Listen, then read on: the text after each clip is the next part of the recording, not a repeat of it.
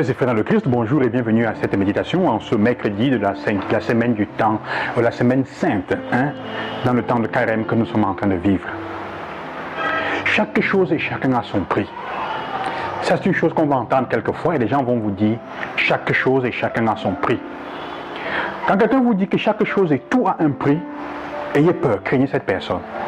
C'est avant tout une personne qui est en train de dire vous pouvez m'avoir, vous pouvez me faire changer de camp, vous pouvez me faire régner même les valeurs que j'ai, à condition que vous y mettiez le prix qu'il faut. C'est une personne qui est prête à changer. C'est une personne qui va entrer en relation avec vous et toutes ces relations seront fondées sur la question qu'est-ce que je gagne? Qu'est-ce que tu es prêt à m'offrir pour que je fasse ça? Qu'est-ce que vous êtes prêt à m'offrir pour que je me comporte comme ça? Pour que je change de camp? C'est la question que Judas pose aux pharisiens et aux chefs des prêtres, aux chefs du peuple. Qu'êtes-vous prêt à m'offrir pour que je vous livre Jésus? Pour eux-mêmes, l'amour a un prix. Ou trahir l'amour a un prix. On peut vendre même Dieu. Ça a un prix. Faites seulement votre prix. Et ce sont des personnes qu'on appelle opportunistes. L'opportunisme est le fait d'entrer en relation parce que j'ai un intérêt, je vois quelque chose. Qu'est-ce que je gagne? L'opportuniste, c'est aussi quelqu'un qui ne voit autour de lui que des personnes à utiliser et à exploiter pour son propre intérêt ou pour rejoindre une position ou avoir quelque chose en retour. Des personnes à utiliser. Il ne voit pas les personnes à aimer, il voit les personnes à utiliser.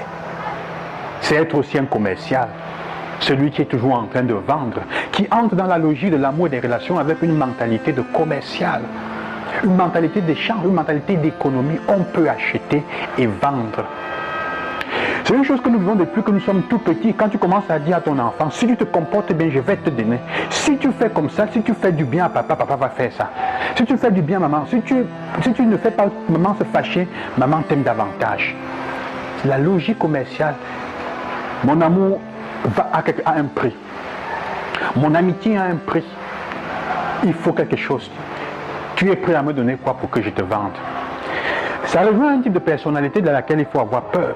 Ceux qui sont très attachés à une position sociale, qui aiment qu'on les voit, ils veulent une position dans la société. Ceux et celles qui aiment beaucoup le matériel et beaucoup l'argent et qui sont prêts à tout pour ça. Et ceux et celles qui sont très attachés à leur réputation et qui sont toujours en train de se frapper la poitrine et à gonfler. Ces trois personnes sont prêtes à vous vendre pour l'argent et pour le matériel et à vendre même l'amour pour tout. Entrer dans la manipulation. Quel que soit l'âge, elles finiront par vous vendre. Et en chacun et en chacune de nous sommeille ce risque. En chacun et en chacune de nous sommeille ce Judas. Alors je pose la question aujourd'hui, faites cet exercice. Quand tu lis et tu écoutes ce qu'on dit de Judas, quel est le sentiment que tu as envers Judas? Le sentiment que tu as envers Judas va te révéler la vérité sur la partie de Judas qui est en toi. Si nous devenons très agressifs contre Judas, c'est parce qu'en fait, nous nions complètement la partie de traître qui est en nous. Et qui fait comme lui, qui de temps en temps vend, qui de temps en temps marchande l'amour, marchande dans la relation.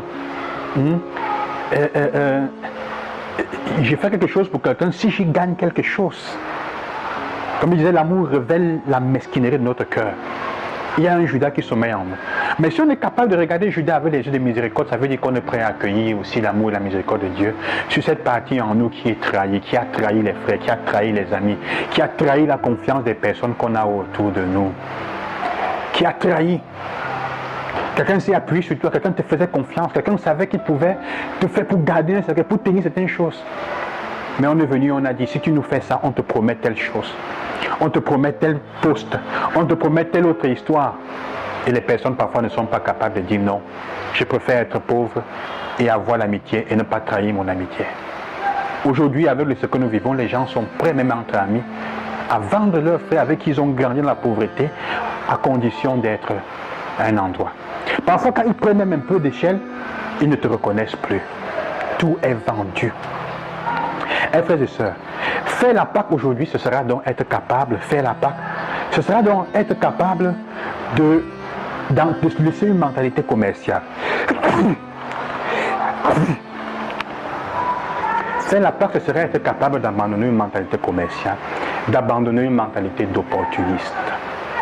Et c'est ça la parole que je voudrais que nous vérifions aujourd'hui. Opportunisme. Un autre mal contre l'amour.